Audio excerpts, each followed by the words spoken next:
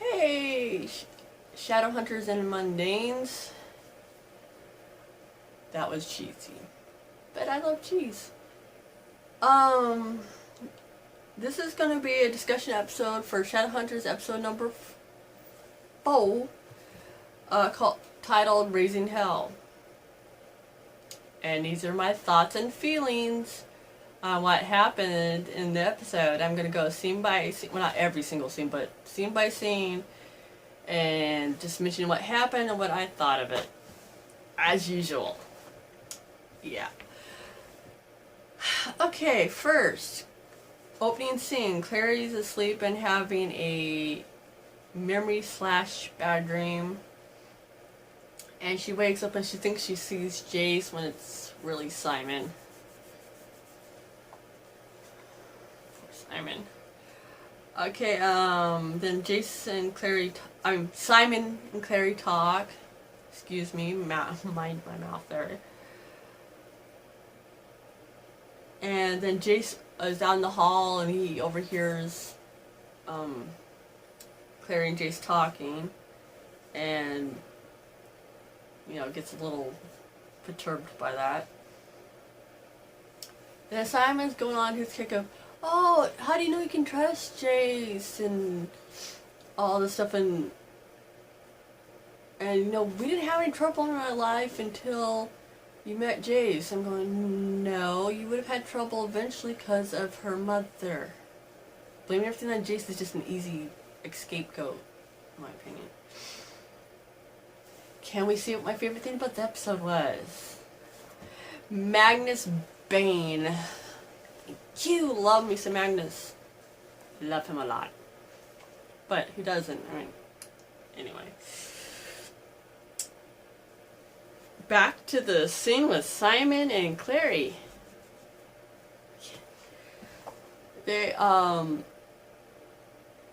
Simon remembers Camille saying that it was probably Magnus that stole Clary's memories.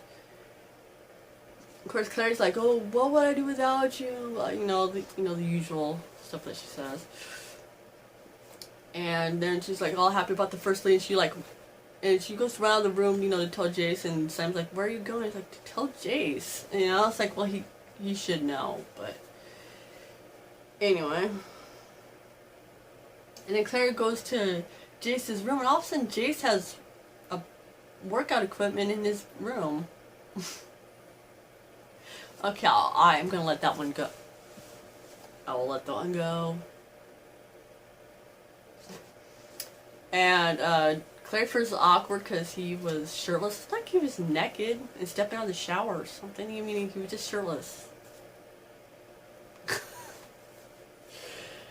Anyway, but at least, he put a shirt on relatively soon after she got in there, because in soap operas, but if they're shirtless or in a towel or something, he would have been shirtless or in a towel for the entire scene. They literally do that on soaps. It cracks me the F up, man. But back to the Shadowhunters. She tells them what Simon said, and again, Jace is Monday bashing. And Clary stands up for Simon. Thank you, Clary. Love you, Jace, but Monday bashing needs to stop.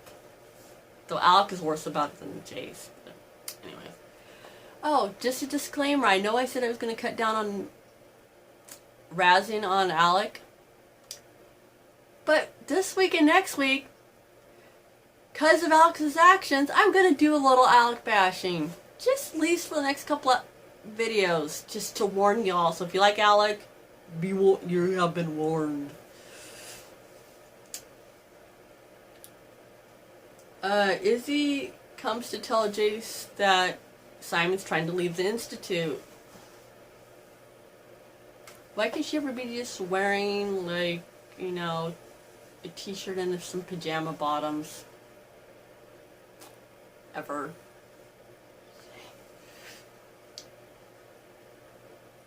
Then Clary goes to stop him, and then Simon and Jace fight, because we all know why Simon's extra angry right now. And he made a Captain America remark, which would totally went over Jason's head because he has no idea who Captain America is. And I think the writers need to read the books because there's some stuff that Jace says that he's like, Jace wouldn't say that. But I gotta get over what's wrong with the TV show and just enjoy it for what it is, which is what I'm trying to do here. Go, I love my babies, I love my characters. I'm happy I get to see them every week. You know, you have the books. If you want it exactly like the book, you just have to read the books again. That's all there is to it. I mean, it's easy peasy. Anyway. And then Simon asks Claire to go with him, and then she's like, no, I can't, and all that. But I don't know if Simon knows everything that's going on. I don't think he really, because, you know, Shadowhunter business, or, you know. Anyway, Simon says he can take care of himself, and then storms out of the Institute after him and Clary fight, which is really unlike them. Kind of don't like saying that, but, you know. And then Clary, like, I'm like assumes that Jace is supposed to, like, come with her to help get Simon's, like, why should Jace have to save Simon's butt every 5 minutes? He has other things he needs to do. Not that Jace shouldn't help if he can, but he's been helping a lot, so I wouldn't... I mean, what are you supposed to do? Shoot him with a dart gun, tranquilizer, tackle him, tie him up? I don't know what she... I mean, she can go after him. That's my opinion on it. Oh, and, you know... Let's see, then they're in a meeting room getting a briefing on Magnus Bane, the High Warlock of Brooklyn. I don't think that's how Magnus will say it, but anyway. And wait for their brilliant plan to get Magnus out of hiding because he's hiding from Valentine. Let's throw a party. He won't be able to resist that. And not only that, but we have this necklace, this demon detecting necklace, Izzy's necklace, that is all of a sudden, I don't know if it was in the book, I've only read the series twice, so I don't have every fact committed to memory yet. Give me another read through and I probably will. I don't really remember, I just think it's for the show mainly, about him caring about the necklace so much he'd be willing to come out of hiding for it. Him and Camille haven't been together in how long? I don't know.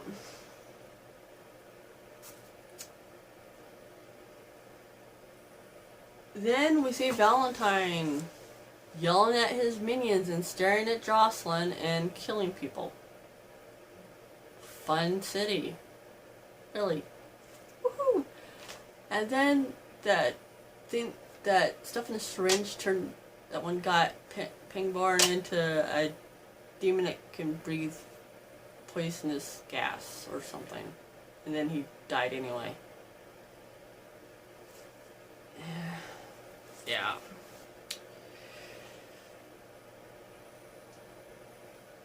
Okay, then we go to the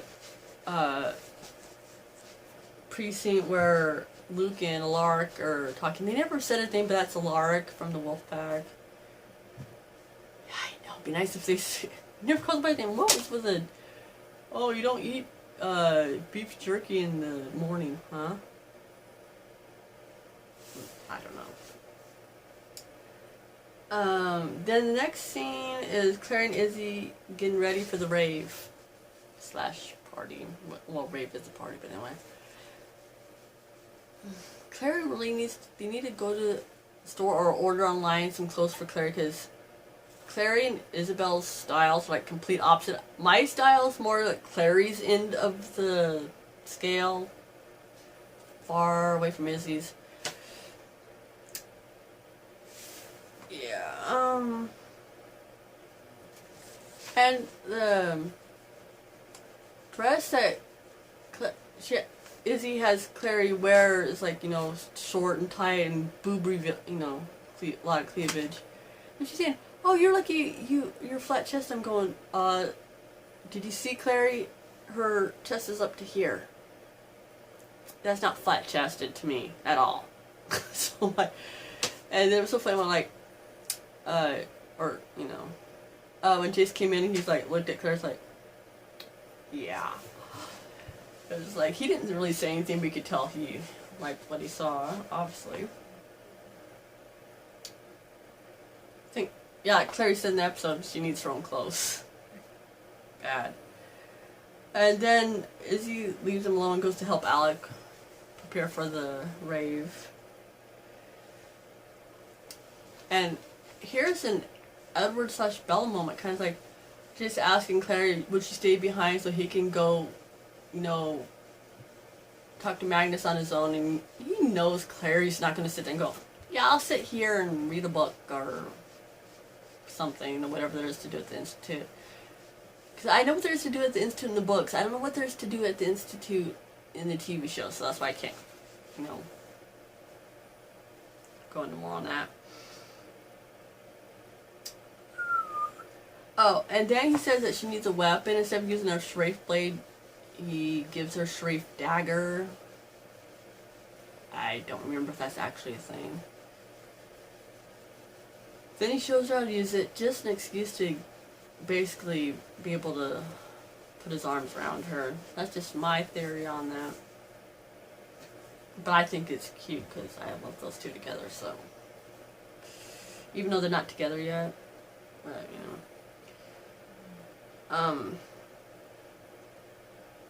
Then there's the scene with you know, Magnus and at his where he's hiding out at, and he's talking to the other warlock with the horns. No, they've had two warlocks on them with the same warlock marks. Kind of weird. Anyway, it's easy to make those little horns. I mean, you don't have to change your skin color or their hair color. Can they please soon have Magnus wear bright colors? We all know he does. He doesn't wear black. In every episode he's wearing black. Why? He's not a shadow hunter. That's just my 2 cents on his wardrobe. Anyway, then we, oh, Magnus mentions Tessa, and the spiral labyrinth. I know everybody's like going, oh my god, he mentioned Tessa! I like, yeah, Tessa's alright. I'm totally team Mortal Instruments over team Infernal Devices. I love Gem, but other than that, yeah.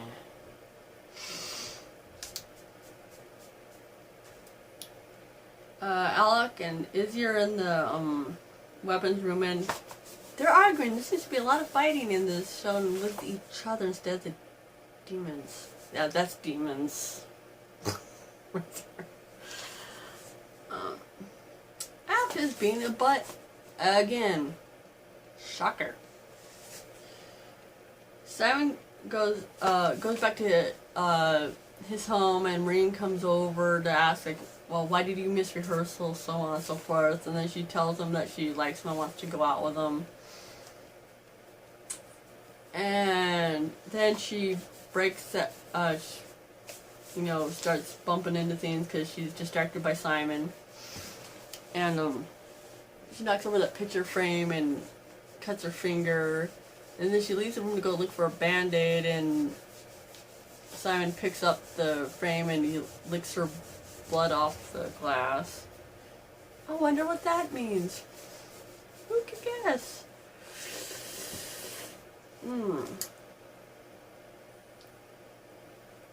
Jace and Clary show up for the party at the one and only set they have for our bar, the Hardtail, which, again, not the name of the bar. As far as I can remember, that's not the name of the book, but this is loosely based on the books, y'all. Just go with the flow. You'll enjoy it more. At least I do. They talk to Magnus and try to set the exchange, and, you know, Jace is like dangling the necklace in front. We all know Magnus could really get the necklace away from Jace without even trying, if he was actually trying to do it, but Anyway, I don't think Max wanted to make a scene in front of everybody at the bar. I don't know, that could be the reason. And then, what the F moment of the episode. Magnus says he can't give back Clary's memories because he gave them to a memory demon. That's all I have to say about that. Because, you know, of course Jace went there to exchange necklace for Clary's memories, and as y'all know, because y'all watched it. Yeah. Then Clary finds out that Dot's dead from Magnus, and since when can warlocks feel each other's magic? Sounds kind of dirty, but it's not. And of course Clary's upset because Dot in the TV show they're really close. Kind of think she would have figured something was wrong since she hadn't heard from Dot in a few days.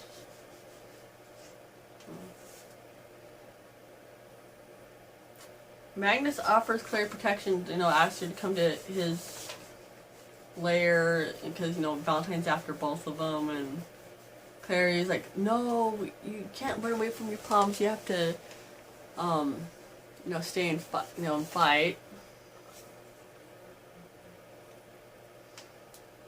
And then he goes through the portal that he made and loses a button. Clary has it. I'm just gonna insert an opinion that has nothing to do with the same. You know how they could get the cup, and how Clary could find out about her lost memories?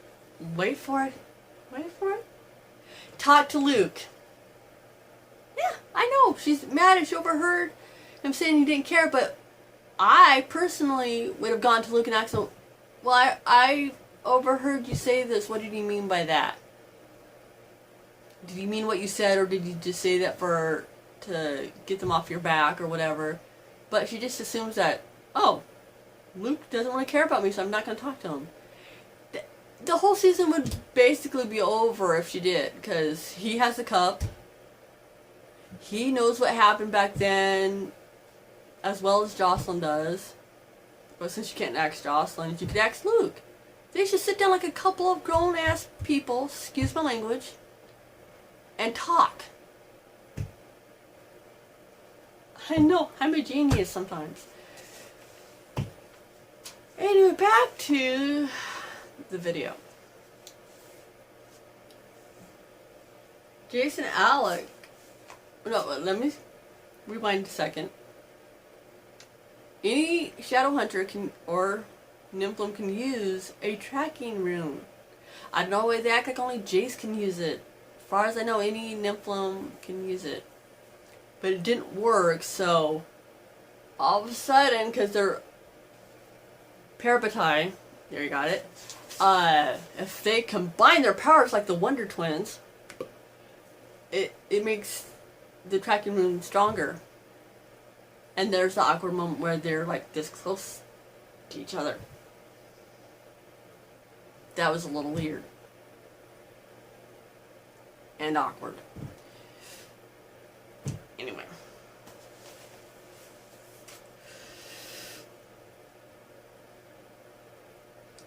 Yeah, I felt like seeing Wonder Twins power activation. That would have been funny. Alec and Jace fight again. Over Clary, because Alec is saying some dumb bleepity bleep bleep bleep about Clary. Again. Yeah. Clary defends herself against Alec. Again, go Clary.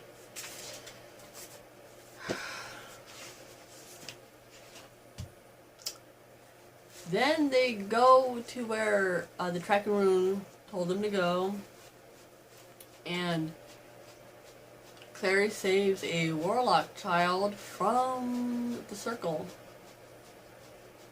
And some people are saying, well, how can they have children? Warlocks can't have children. Do you think Magnus was born fully grown? Obviously, there was a human parent and a demon parent, and she had a baby warlock. Magnus was a baby once. He wasn't born an adult, so I don't know why people don't remember that part. Like, what are warlocks? Huh. Yeah, anyway. And Magnus and Clary talk, and he wants to help her because she saved Zoe, the little, I want to call her a witch child, because warlocks to me are male and witches are female. But they're just lumping them all into one. It's like, they're all warlocks. Like, I don't know. And then in the next scene, Simon leaves Clary a voicemail apologizing and telling her that he feels strange. Do. You will soon find out why if you haven't read the books. I have to do the dark voice. I don't know why. I just feel like it.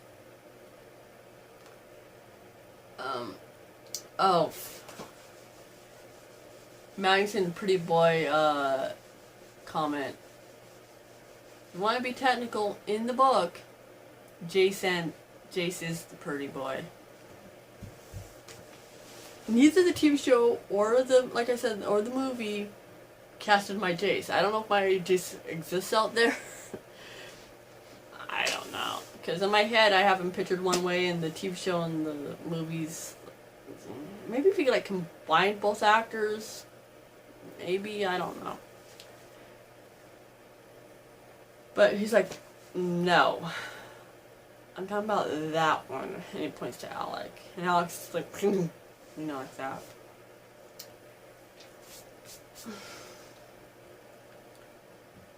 And then Claire draws the most intricate looking pentagram I've ever seen. And I watch Supernatural, so I've seen a few. I mean, this must have taken a long time. Like, hours. I know she's a good artist and everything, but that had to take a long time. You know, and Magnus offered to help her, but Claire's like, oh, no, I have it. Okay, cool. Then Magnus and them come back out after she's done drawing the pentagram, and he's like complimenting her and mentions how he hasn't seen an artist as good as Michelangelo. He said Michelangelo, it's Michelangelo, I don't know. Anyway. And the heavy flirting with Alec, or the innuendos, as you want to call them, whatever you want to call them, that was actually subtle for Magnus. Believe it or not, that was subtle.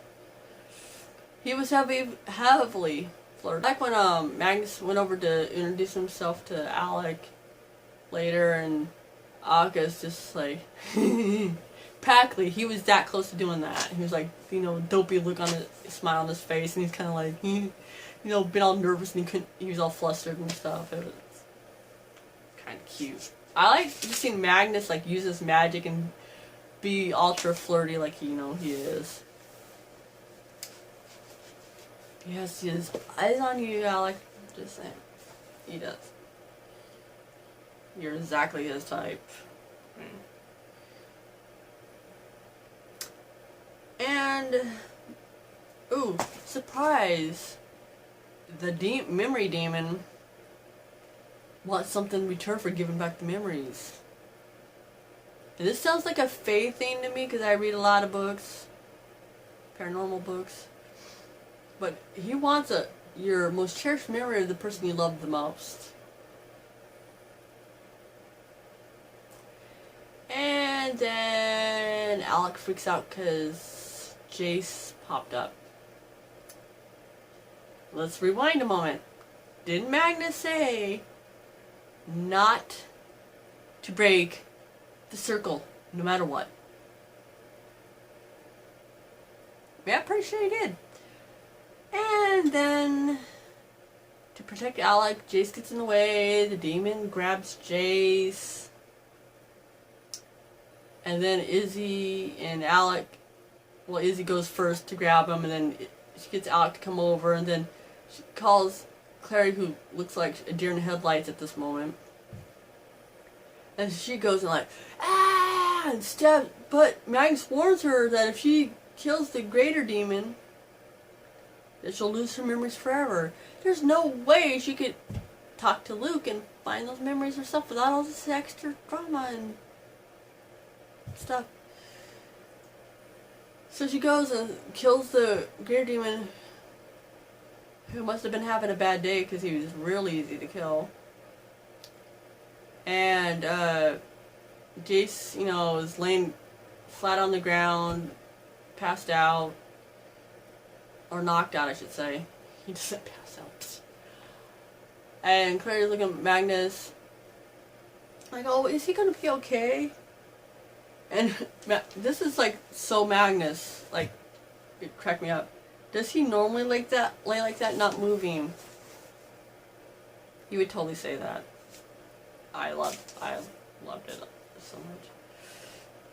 Then a moment later, Jace wakes up. Yay! So happy. Not that we knew he was gonna be okay anyway, but Jace and Clary talk. He brags. Jace never does that. Clary calls Simon back when Jace leaves her room at the Institute. Yes, let me, rewind a second and say that they're back at the Institute now. They're organized.